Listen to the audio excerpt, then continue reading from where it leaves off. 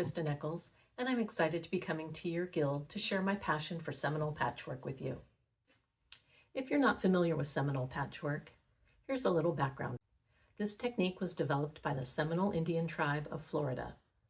In the early 1900s, when the sewing machine began appearing in their camps, they would take long strips of fabric, sew them together, cut them into segments, and then sew those segments back together to create intricate designs.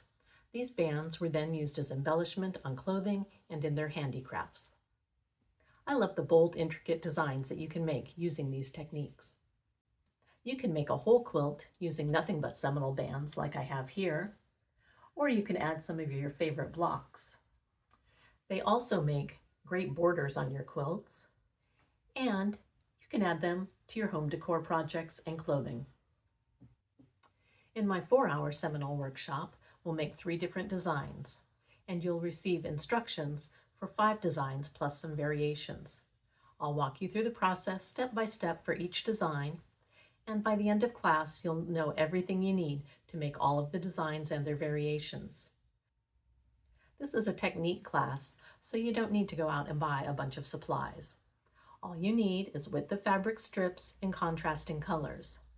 These designs work best when you use solids, tone-on tones, or small prints that read as solid. You also need a 24-inch ruler with a 60-degree and 45-degree mark. And you might want to treat yourself to a fresh rotary cutter blade because we'll be doing a lot of cutting. I hope you'll join me for this fun day of creativity. I look forward to seeing you.